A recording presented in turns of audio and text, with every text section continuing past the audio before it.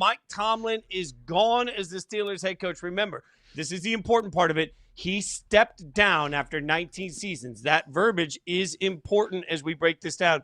He was the second longest tenured head coach in the NFL, won a Super Bowl in 2009. Just a reminder, he was hired before the first iPhone actually was released. That's how long Mike Tomlin has been on the Steelers sideline. So, Caroline, when we take a look at what this means moving forward right now, I keep thinking about this divorce, all right? And whenever we have a divorce, the thing we love to do is figure out who's going to be better off when they're out in these streets. So 3 to 5 years, what do you think? The Steelers better off or Tomlin better off? Well, to that point, Fitz, I don't even think I remember a time before Mike Tomlin was the Steelers head coach. That's how long he's been there. And even though all of these rumors had been swirling and we've been talking about it for weeks and there's been writing on the wall, it was still stunning. But to your question, I think it's Mike Tomlin.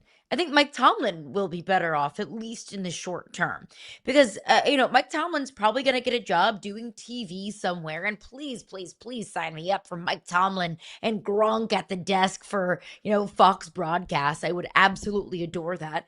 Mike Tomlin's Tomlinisms deserve to be on TV. I mean, when he hit us with the, if my aunt had uncle part, she'd be my uncle. Chef's kiss. Are you kidding? That belongs on a television set. So I think Mike Tomlin is in a great position because he'll have other offers of other things to do outside of football. But if Mike Tomlin wants to return to the sidelines next season, I think there's going to be several franchises, if not every single franchise with an opening, that would be, chomping at the bit for the opportunity for Mike Tomlin to be their head coach. He will be in demand no matter what he wants to do. Pittsburgh, on the other hand, they don't have a quarterback, nor do they have a path to a quarterback. And now that Tomlin is gone, I don't think Aaron Rodgers wants to come back to Pittsburgh if Aaron Rodgers does, in fact, decide to come back to the NFL for another season. So they don't have a quarterback. They don't have a path to a quarterback.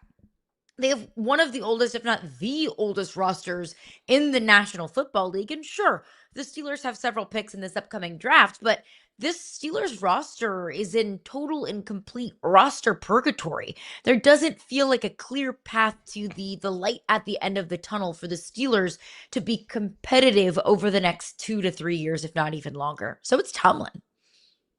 Yeah, there's no doubt in my mind it's Tomlin. And frankly, this is just where time for a little bit of tough love for Steelers fans. Look, Steelers fans, I get it. You guys are some of the most incredible fans in all of the NFL. And when I kept talking about, hey, be careful what you wish for, Steelers fans have repeatedly come at me and said it's a loser's mentality and that, frankly, they're not happy settling with just making the playoffs. They're not happy with just winning more games than they lose. They want to have a Super Bowl contender. I hear all of those things. Here's my question for you. If you were pulling up the video game today, if you were pulling up Madden and you were deciding what team you were going to play as and you had no rooting interest, why would you pick the Steelers? And I ask that because that's sort of an indication just for any casual that's ever played a video game of where rosters sit. You know the teams that you can play and you say, oh man, this roster is going to be absolutely killer. The fact is it's an overpriced roster on the defensive side of the ball that did not live up to expectations. It's a team that has, if they have a quarterback, it would be Aaron Rodgers, who's going to be older than dirt by the time we hit next season. And by the way, didn't look good repeatedly at times this season. So also Aaron Rodgers not likely to want to come back without Mike Tomlin. So maybe you say goodbye, good riddance. We want to reset at the position. Okay, now tell me how. How are you resetting at the position? Oh, wait, you think Malik Willis is going to be a franchise savior for you? The fact is the Steelers have not lived up to expectations for the last several years because, in large part, they haven't had a quarterback. And when you look at what the quarterback market is expected to be this year, they still aren't going to have a quarterback. So now, when everybody keeps telling me, no, this is a coveted job because of stability, okay, that's fine. Stability through what? Like, what does that mean for the next coach? Because if the next coach comes in and accepts what's reality for the Steelers, which is to get where you want to be, if you're going to tell me that repeatedly being right where you are at 9-10 wins isn't good enough, well, the only way you're going to get better is to likely rip it down to the studs and then rebuild the entire thing. So remember, this year in the playoffs, if you want to use this year's playoffs as a barometer, every single quarterback except for one was taken in the top 13 picks of the NFL draft. Steelers, that means you got to get bad enough to get a top 13 pick in a year where there's a quarterback available to you. So now you stack all those things together, and then I ask, how do we know that that coach is going to have stability? We've never seen a new coach come in to Pittsburgh and have 2 or 3 years in a row where they win 5 or 6 games. So you tell me that there's stability, but realistically, what the organization just decided in the way that all of this was handled, Tomlin, part of it, is that realistically, just making the playoffs isn't enough. So you're telling whoever comes in that they're coming in because just being the third greatest winning percentage during your tenure in all the NFL will not be enough. Just winning a Super Bowl will not be enough. Just going to the playoffs will not be enough. The only thing that will be enough is winning the damn thing. So you tell me that the great appeal is stability, but I ask, where does that stability or proof of stability come based on the current actions, based on what this team's about to go through for a rebuild, and based on whatever we don't know about what the next coach is going to look like? And entering into the rebuild world is really scary. But if I'm the Steelers, I take a deep dive into the deep end of rebuilds. I would say right now, no one is safe. At this point, no one is off limits. I think the best move forward now that Tomlin is gone is to trade TJ Watt. Get as much as you possibly can in return for TJ Watt and just embrace the suck for a couple of years. Do something that you never would have done as long as Mike Tomlin was the head coach, and that's embrace being bad. For so long, the Steelers kept themselves kind of in the mucky middle. For so long, the Steelers were trying just to keep that window open just a little bit because you have Mike Tomlin, one of the best head coaches in the National Football League. Why waste a year or multiple years of Mike Tomlin's coaching on a roster that's not built to compete? Let's plug and play all of these pieces of the roster just to try and eke through the playoffs and hopefully, with your fingers crossed, win a playoff game. You don't have to do that anymore. And I'm not saying that Mike Tomlin was a burden to the Pittsburgh Steelers. Do not get that twisted. That's not what I'm saying at all. But now that Mike Tomlin is not at the helm, it allows the Pittsburgh Steelers to take a couple of steps back. Trade TJ Watt. Get what you can in return. Get his salary off the books. You know what? Offload a ton of defensive salary because they're paying way too much for that crap defense. Offload salary, get younger, collect picks, get more cracks at the apple in this upcoming draft, in the 2027 draft. Totally and completely take a step back and start over. Because starting over in the NFL, yes, it's scary, and no, there's no guarantee that you're going to find yourself better off on the other side. But how the NFL is constructed is to reward bad teams. And the Steelers have not been bad for the last decade plus. So be bad and allow the rewards that the NFL offers bad teams to come to you over the next couple of years. The Pittsburgh Steelers now find themselves in a position where they can actually do that for the first time in a long time. I agree with all of that.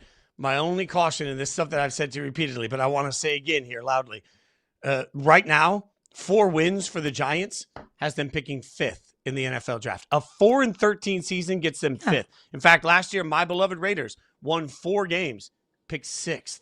The hardest part about sucking is that you've got to outsuck everybody to the point that winning 3 games, if you had told the Tennessee Titans that the year after they have the first pick in the draft, they would actually come out with a 3-14 season for which they would be rewarded with the 4th pick in the NFL draft. That's right. They picked 4th going into next year. That's the scariest part of embracing the suck. You're right. The best solution is to just rip it all down to the studs, make it a full rebuild, and embrace the suck. The hardest part is that it is so difficult to outsuck the rest of the NFL. And that's just, and then how do you live through, how are Steelers fans that were in the stadium just chanting fire Tomlin, how are they going to feel if their organization goes through 2 straight years of 3 wins? I mean, Steelers fans have literally never gone through that. I looked all the way back into my childhood. There's only been twice in the last 40 years that the Steelers have put together back-to-back losing seasons, and those seasons were both 6 and 7 wins. They've literally never, as a franchise, experienced the level of suck that they could be facing now. Now, this is where everybody says, but look at the Eagles. Andy Reid went to the Chiefs. It worked out for the Chiefs, and it worked out for the Eagles. That's the great scenario. Also, people now are saying, well, look at the Bears. Look at the way the Bears turned it around. Look at the way the Patriots turned it around. I will caution all of us. Right now, it's easy to say Bears and Patriots. A year ago, we were convinced the Commanders had turned it around. And I keep making that point because the Commanders suck again. We don't know in a year. Was this a year kissed by the football gods and the Bears are truly better, or are the Bears just having one of those great years? Did the Patriots play absolutely nobody and they're going to come back to earth next year? The Bears and the Patriots have no idea if they'll be sustainably good. So whatever, there's really one. There's one exception to the rule, and that's Andy Reid leaves to Kansas City, coach wins, team wins, everybody gets Super Bowls like Oprah gives out cars. I wouldn't base the future of my franchise if I'm the Steelers fan base on what one team has done successfully in history. And I think that's where quality management and quality ownership and quality quarterbacking comes into play. Because you could also point to teams that have pretty much sucked for a big portion of their existence. I look at the Arizona Cardinals, I look at the Tennessee Titans, I look at these teams that have just been stuck in the suck. Well, I can look at the Tennessee Titans and say they have bad ownership. They have instability in upper management and leadership. Every single year since 2021, someone's gotten fired. If it's not the GM, it's the head coach. And it's this constant cycle of toxicity in Tennessee. So that's a reason why I can say Tennessee has been stuck in the suck. The Arizona Cardinals have had a question mark in management for so long. They haven't had what feels like a solid culture for a very long time. The Pittsburgh Steelers, however, they have very quality ownership. Patient ownership. That's the reason why the Steelers have had 3 head coaches in the last, 100 years?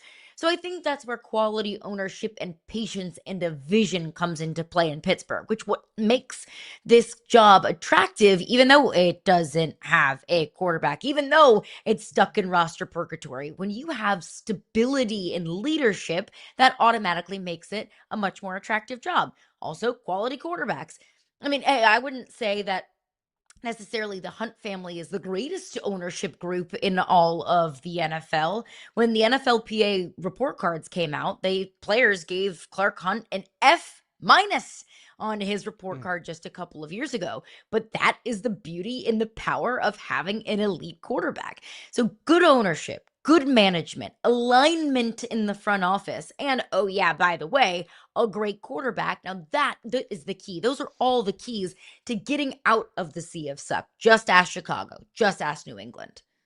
You're right. And like right now, the Steelers don't have a Drake May. They don't have a Caleb Williams. They don't have a Patrick Mahomes. They did have a Mike Tomlin. And I will remind everybody, 131 coaches were fired during Mike Tomlin's tenure across the NFL. That's how long he's been there.